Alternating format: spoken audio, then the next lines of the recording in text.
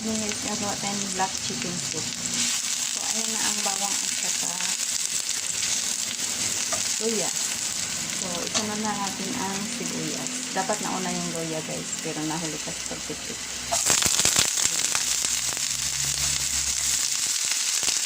So, antayin lang natin na maging mabango ang sibuyas.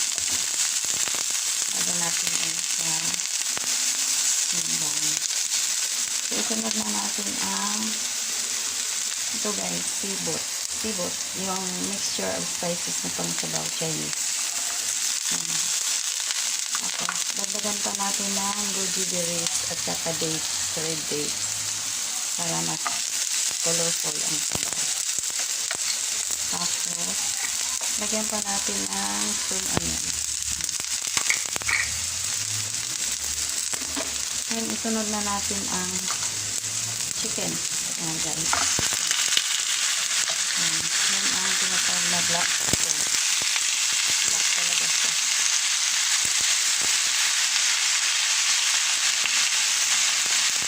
Not ito guys, for video purposes lang.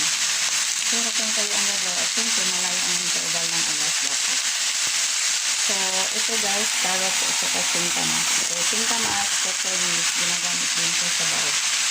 Sa mga Pilipino, ang singkamas, hindi masyadong ginagamit. Kinakain lang na raw. Pero sa Chinese, ginagamit sa meatballs at saka sa sabaw. So, dahil nag-video lang naman tayo, isunod ko na ang liquid seasoning. Ayan. Saka asin. Ayan guys, asin. Saka yung black pepper. Itong guys, tumis pepper.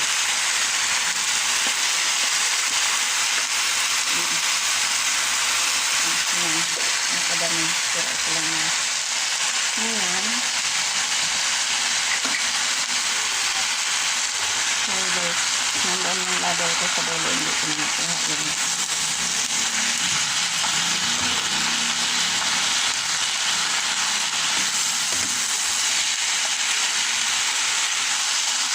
So, antayin lang natin na medyo bumanga siya ng konti.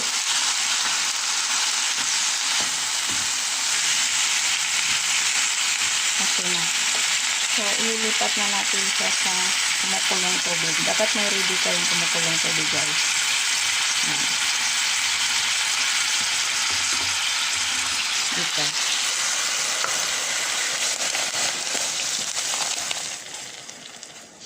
Ayan. Masayang yung isa. Tapos, hindi. Pakulo na yan siya guys, no? Assuming na luto na siya. Assuming lang. Ilagay na natin tong pichay. Umbo. May variation din to guys. Kung ayaw nyo ng singkamas, pwede kayong gumamit ng radish. Ayan. Tapos, antayin nyo lang na maluto talaga ang manok. Usually, pag hindi pressure cooker ang ginagamit, 3 hours talaga yan siya sa kaldero. Pero dahil pressure cooker, mga 1 hour okay na. So, tanggalin ko na tong pichay kasi para hindi malusaw. Yan, idagdag na lang yung pichay pag luto na talaga ang manok. Tapos, serve na.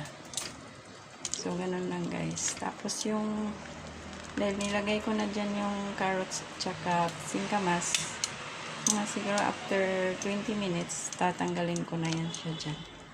So, i-pressure cook ko na siya guys. Takpan ko na. And then, doon. Pag natakpan ko na, doon na ako magsisimula mag-timer ng 1 hour.